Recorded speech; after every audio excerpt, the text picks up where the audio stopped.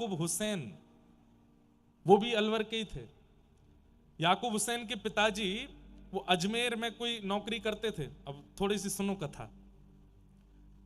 इनकी माताजी जो थी उनको किताबें पढ़ने का बहुत शौक था, मुसलमान थी वो भी।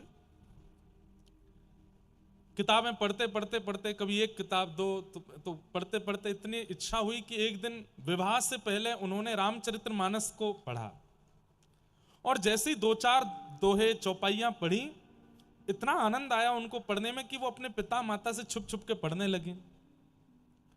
कालांतर में उनका अलवर में ब्याह हो गया।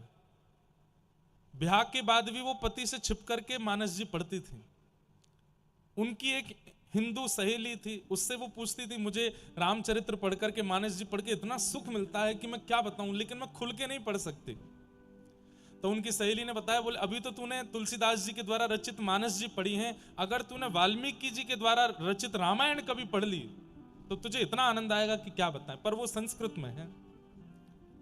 तो याकूब हुसैन की माता जी को इतनी इच्छा हुई कि मैं कैसे पढ़ूं, तब याकूब जी का जन्म हुआ। मैं इसलिए इतना सम्मान इनको दे रहा हूं क्योंकि ये परम भक्त हुए। ये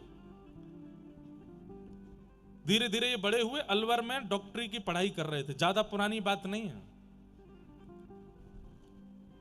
डॉक्टरी की पढ़ाई करते करते पिताजी की अजमेर में जॉब लग गई थी, वो वहां कहीं काम करते थे, ये यहां डॉक्टरी की पढ़ाई कर रहे थे। तो एक दिन इनकी मां ने इनको बुलाया और कहा कि बेटा मेरा एक काम मैं तुमसे कह सकती हूँ, पिता से तो कभी कह नहीं पाई।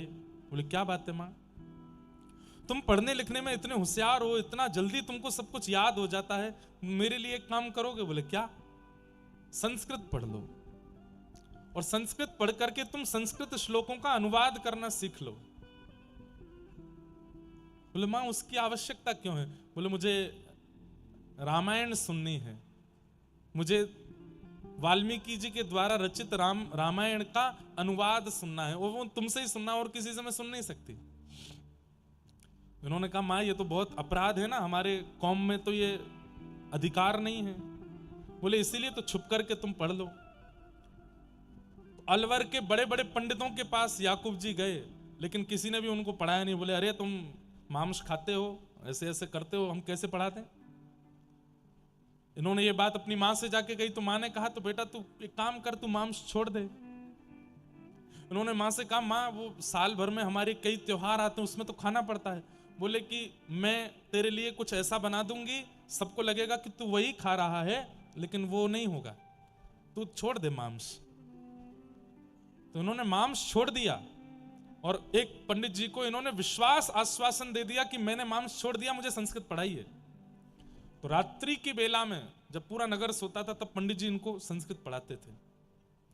6 महीने में संस्कृत का अध्ययन करके इतने विद्वान हो गए याकूब, उन्होंने पूरी वाल्मीकि रामायण अपनी माता जी को सुनाई। यहां सामने बैठ के मां रोती थी, और यहां सुनाते सुनाते याकूब रोते थे। इतना दोनों का प्रेम हो गया राम जी से।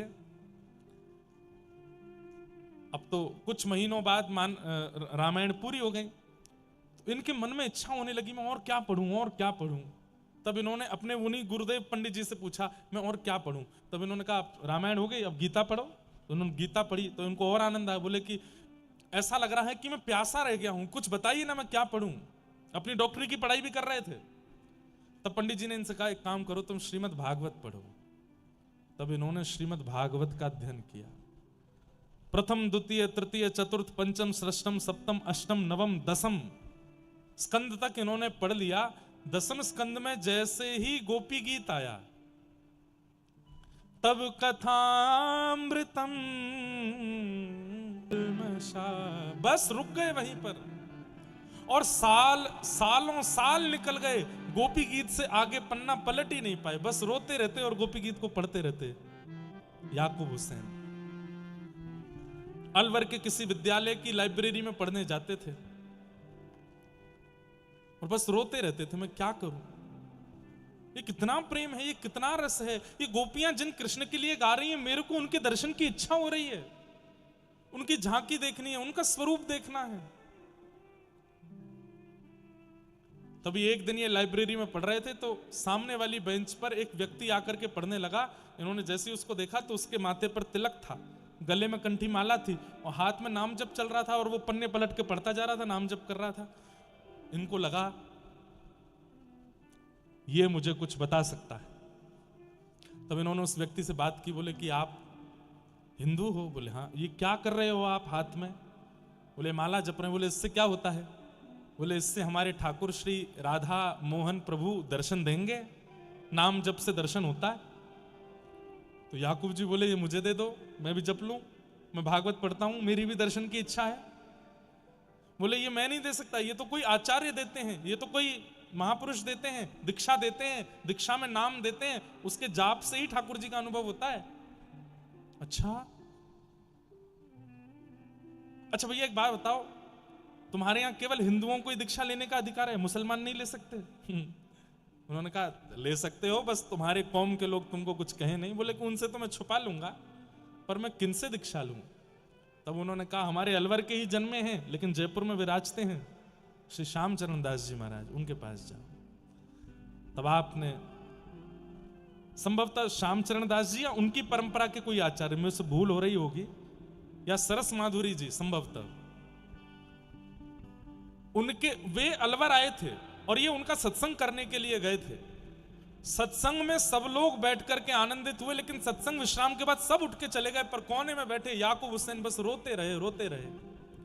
जैसे ही सरस माधुरी जी उनके पास गए, चरणों से लिपट गए, बोले कि अब और कोई इच्छा नहीं, बस ठाकुर जी से मिला दीजिए आप।